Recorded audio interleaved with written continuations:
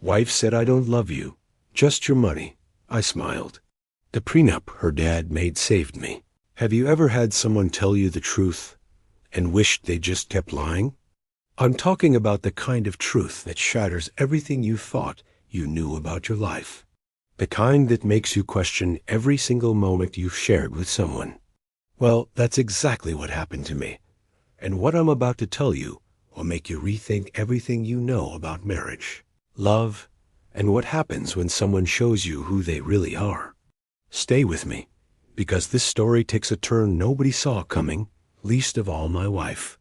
It was a Tuesday evening, nothing special, just another ordinary day in what I thought was an ordinary marriage. My wife and I were sitting in our living room after dinner, and I could feel something was off. You know that tension in the air when someone wants to say something but keeps holding back? That uncomfortable silence that makes your skin crawl? I'd been feeling it for weeks, maybe even months, but I kept pushing it aside, telling myself I was just being paranoid. Little did I know, I was about to hear words that would change everything. She looked at me with this strange expression, somewhere between defiance and anxiety, and said she needed to talk. My heart started racing, because those 4 words never lead anywhere good. I put down my phone, turned to face her completely, giving her my full attention. What came out of her mouth next felt like a punch to the gut, the kind that knocks all the air out of your lungs and leaves you gasping. She said, calm as anything, "I need to be honest with you about something I've been feeling for a long time." I braced myself, thinking maybe she was unhappy, maybe she wanted counseling, maybe she'd met someone else. But what she actually said was so much worse than any affair could have been. She looked me dead in the eyes and said, "I have no feelings for you anymore. I don't love you. I'm not in love with you. And honestly, I don't think I have been for years." The room started spinning, and I felt like I was watching this conversation happen to someone else, like I was floating above my own body, witnessing my life fall apart. But she wasn't done, not even close. Before I could process what she'd just said, before I could even form a response, she continued with the most calculated coldness I'd ever heard. "But I still want to stay with you," she said, and for a split second, I felt this tiny spark of hope, like maybe there was something salvageable here. Then she delivered the real blow, the one that would haunt me for months. "I want to stay because I have a class to maintain, a reputation in our social circles, and let's be honest, you have a good income that affords me the lifestyle I've grown accustomed to." I sat there in complete shock, unable to move, unable to speak, just staring at this person I thought I knew. Who says something like that? Who admits out loud that they want to use another human being as nothing more than a meal ticket and a social prop? She wasn't even embarrassed or apologetic about it. She said it like she was discussing what to have for dinner or where to go on vacation. The woman I'd spent years with, the woman I'd built a life with, had just reduced our entire relationship to a financial transaction and a status symbol. My mind raced through every memory we'd shared, every moment I thought was genuine, every "I love you" that now felt like a lie. Had she ever loved me? Was any of it real? How long had she felt this way? I thought about all the times I'd worked late to provide for us, all the sacrifices I'd made for our future, all the dreams we'd supposedly shared. And now I was finding out that while I was building what I thought was a partnership, she was just maintaining a comfortable arrangement that served her purposes.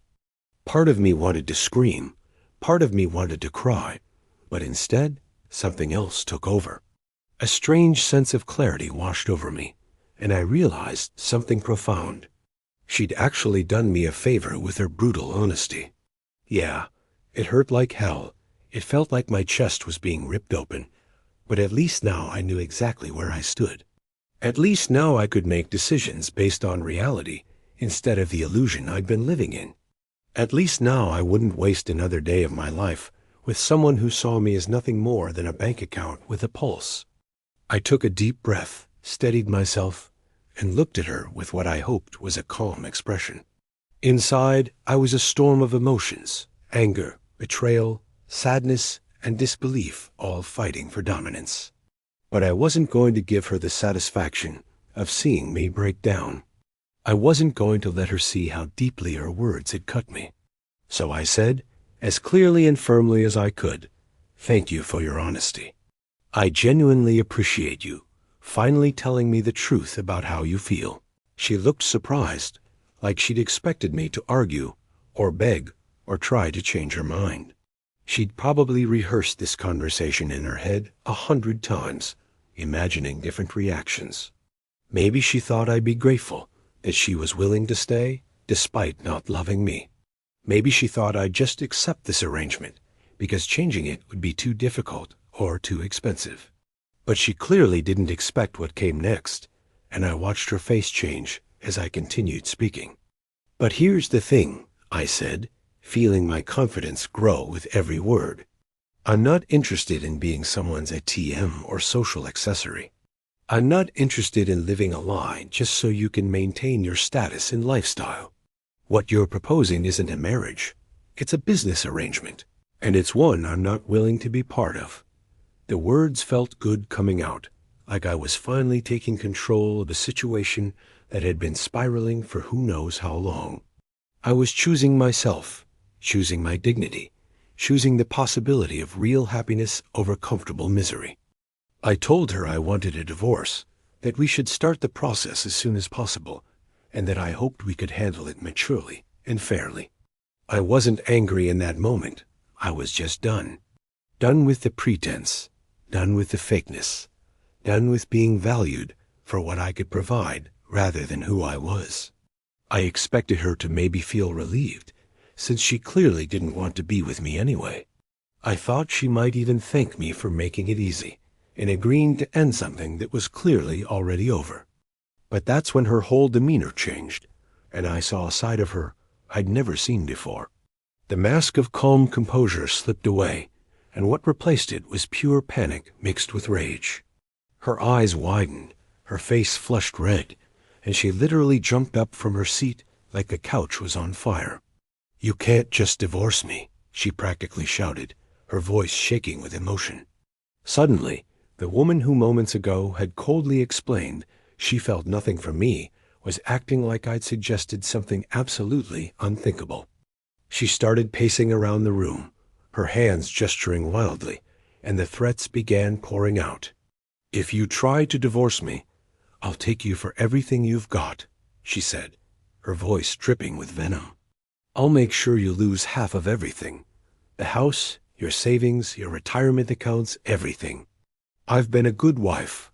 I've stood by your side, and I deserve to be compensated for all the years I've invested in this marriage." The irony was almost funny, if it weren't so infuriating.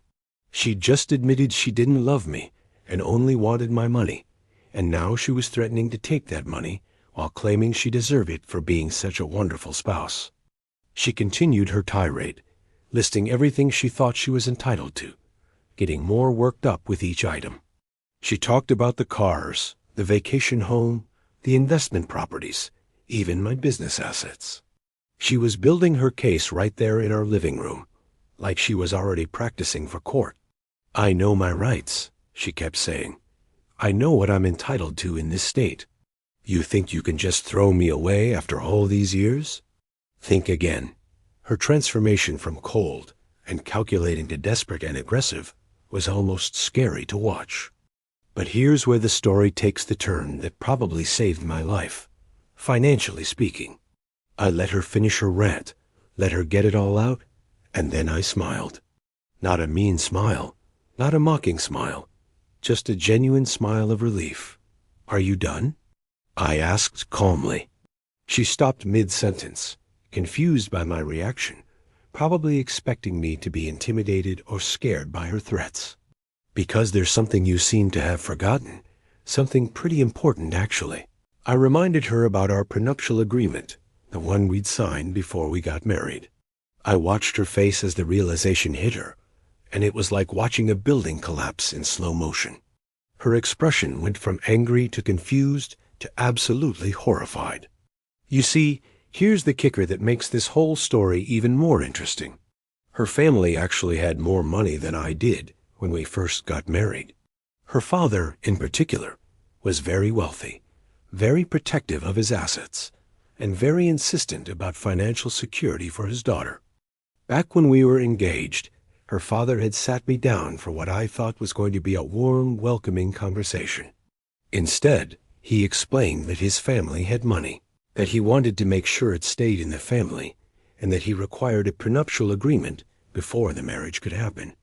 I was a little offended at first, to be honest, because it felt like he was assuming I was some gold digger trying to marry into wealth. But I understood his position, and since I loved his daughter and had no intention of ever divorcing her anyway, I agreed without much fuss.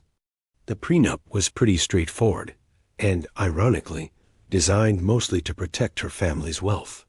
It stated that any assets brought into the marriage by either party would remain separate property. Any inheritance or gifts from family would remain separate property. And in the event of divorce, each person would leave with what they brought in, plus half of only what we'd built together during the marriage.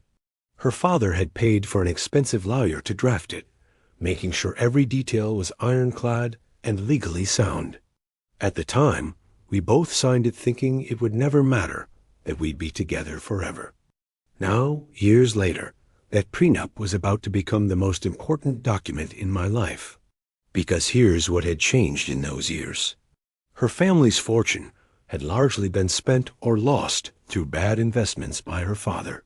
Meanwhile, I'd worked hard, built my career, started my own business, and accumulated substantial wealth through my own efforts. Almost everything we had, apart from the house we bought together, came from my income and my investments. The prenup that was designed to protect her money was now going to protect mine. I pulled out a copy of the prenup from my desk drawer, where I'd kept it all these years in our important documents file. I handed it to her and watched as she skimmed through it, her hands shaking, her face getting paler with each paragraph. She knew what it said. She'd signed it after all, but she'd clearly forgotten about it, or hoped I had. According to this agreement that your father insisted on, I explained calmly, you're entitled to half the equity in our house, and that's about it. Everything else was either brought in by me or built through my business and investments, which the prenup clearly states remains my separate property. The panic in her eyes was almost palpable now. She tried to argue, tried to say the prenup wouldn't hold up in court, tried to claim it was signed under duress or was unfair. She called her father, right there in front of me, and I could hear him confirming what I'd said. That prenup was airtight, prepared by one of the best family law attorneys in the state, specifically because her father had wanted to ensure it would withstand any legal challenge. The very document meant to protect her family's wealth was now protecting mine, and there was nothing she could do about it. But she didn't give up, not by a long shot. She hired a lawyer, an expensive one, and decided to fight. She claimed I'd hidden assets, claimed I'd manipulated her, claimed the prenup was invalid for various technical reasons. We ended up in court, which was exactly what I'd hoped to avoid. The legal fees started piling up. The stress was overwhelming, and there were days I wondered if it would have been easier to just give her what she wanted and move on with my life. But I stood my ground, because this wasn't just about money anymore. It was about principle. The court proceedings were brutal and revealed just how far she was willing to go. She brought up every argument we'd ever had, twisted innocent conversations into evidence of my supposed wrongdoing, and tried to paint me as a controlling, manipulative husband who had taken advantage of her.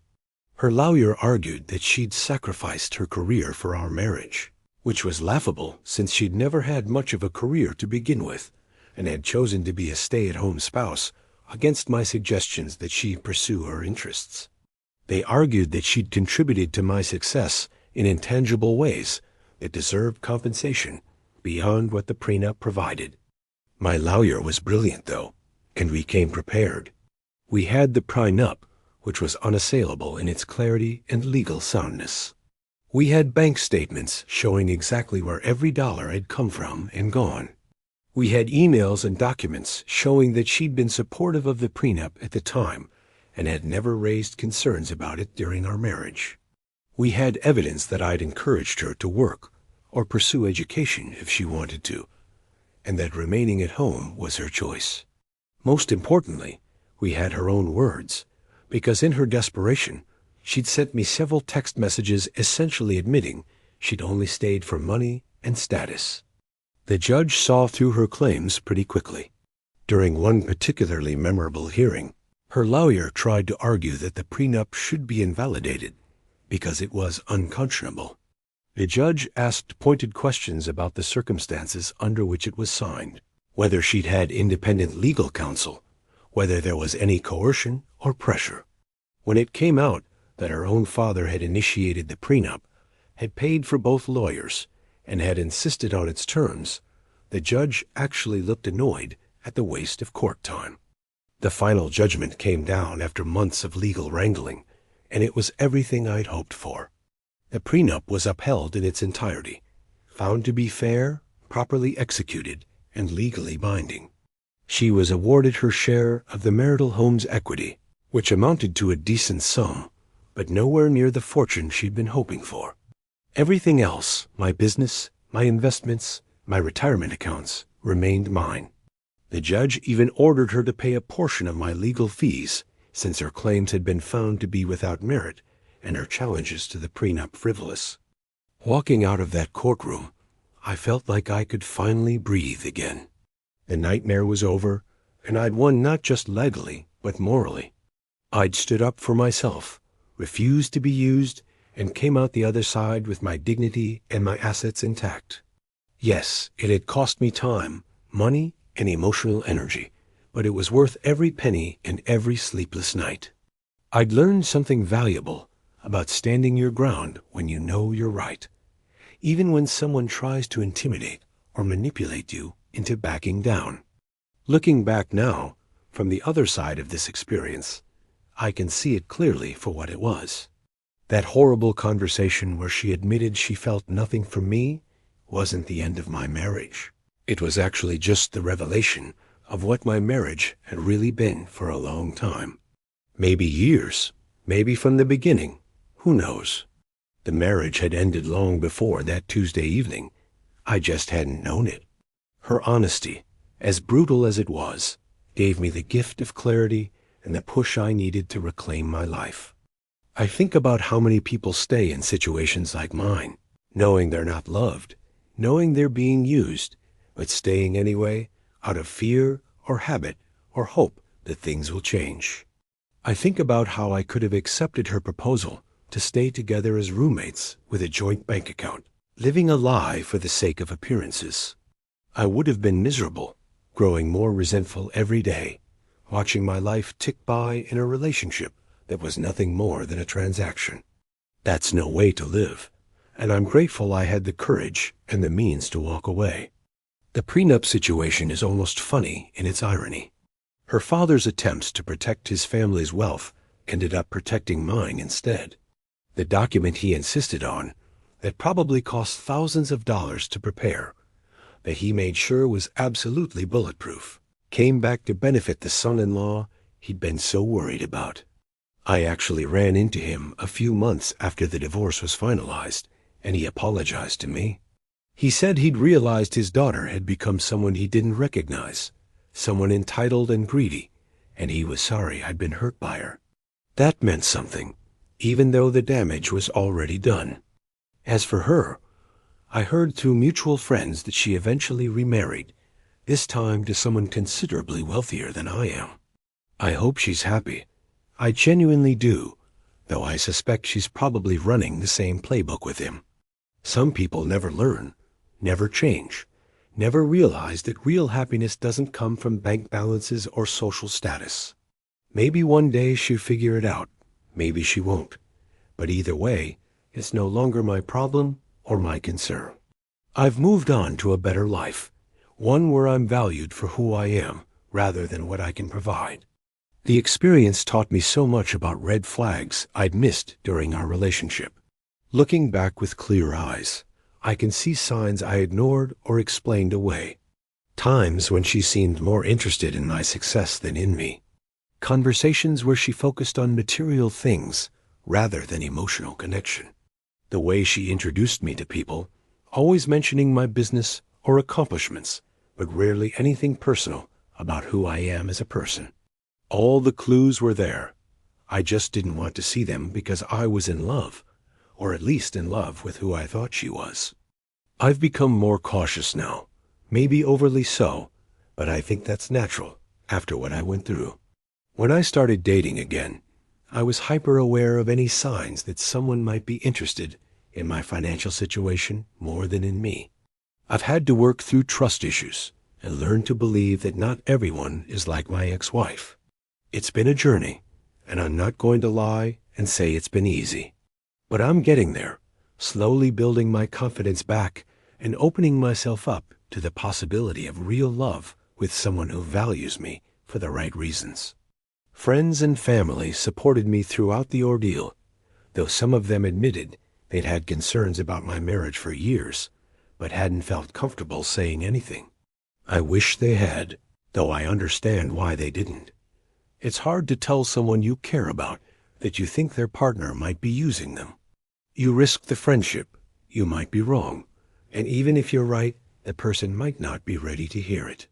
Still, their support during the divorce and legal battle was invaluable, reminding me that real relationships, whether romantic or platonic, are based on genuine care and mutual respect.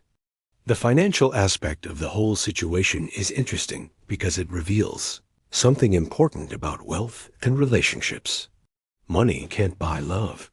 That's obvious, but money can also expose people's true motivations. If I'd been poor when she admitted the truth, maybe her honesty would have led to a simple breakup without all the legal drama. But because I had assets worth fighting for, her real character came out in full force. Money became a magnifying glass that showed me exactly who she was underneath the persona she'd maintained for years. I keep the final divorce decree in my filing cabinet, not because I look at it regularly or need it for anything, but because it represents my liberation. Every time I pass that filing cabinet, I'm reminded that I chose myself, chose truth over comfortable lies, chose the possibility of real happiness over guaranteed misery. That document represents one of the hardest but best decisions I've ever made.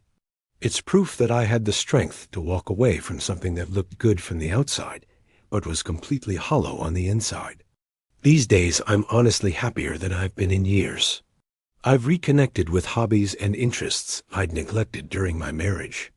I've traveled to places I wanted to visit, but never suggested because they wouldn't have interested her. I've made new friends and deepened old friendships. My business is thriving because I'm more focused and motivated than ever. And most importantly, I'm at peace with myself, knowing that I deserve better than what I had and that I'm worth more than my bank account balance. The story could have ended so differently if not for that prenup. I could be struggling financially, fighting for scraps of what I'd worked so hard to build. I could be bitter and angry, feeling like I'd been robbed and punished for her dishonesty. Instead, I came out whole, protected by a document that ironically had nothing to do with me and everything to do with her family's desire to protect their own interests. Sometimes life works out in unexpected ways, and what seems like a cautious or even offensive measure at the time turns out to be a blessing in disguise. To anyone reading this who might be in a similar situation, who suspects they're being used, or who knows they're not truly loved, I want you to hear this. You deserve better. You deserve to be with someone who values you for who you are, not what you can do for them. It might be scary to leave. It might be financially complicated. It might turn your life upside down for a while. But staying in a relationship where you're not genuinely loved is slowly killing your soul. Trust me, I know how hard it is, but I also know how free you'll feel once you make the break. And if you're about to get married, I'm not saying everyone needs a prenup, but I am saying that having honest conversations about money, expectations, and what each person brings to the relationship is crucial. It's not romantic, it's not fun, but it's necessary. A prenup isn't a sign that you expect the marriage to fail. It's a sign that you're both mature enough to plan for every possibility. If your partner refuses to discuss these things or gets defensive when you bring them up, that's actually valuable information about who they are and what they value. The whole experience has made me a stronger, wiser, more cautious person. I don't regret the marriage, even though it ended badly, because it taught me things I needed to learn. I learned about my own worth, about standing up for myself, about the importance of honesty in relationships. I learned that sometimes the hardest conversations lead to the best outcomes, even when they're painful. I learned that protecting yourself financially isn't cynical or unromantic. It's smart and responsible. And most importantly, I learned that I have the strength to walk away from anything that doesn't serve me, no matter how comfortable or convenient it might be. So yeah, my wife told me she had no feelings for me, but wanted to stay together for my money and her status. I thanked her for her honesty and refused her offer. She threatened to take me for everything I had in court. But thanks to a prenup her own father insisted on, she walked away with far less than she'd hoped for. And I walked away with my dignity, my assets, and a valuable lesson about the importance of protecting yourself. It was a hard road, but I'd travel it again in a heartbeat, because the destination, freedom, and self-respect was worth every difficult step along the way. And that's my story, a cautionary tale, a success story, and hopefully an inspiration for anyone who needs permission to choose themselves over a bad situation.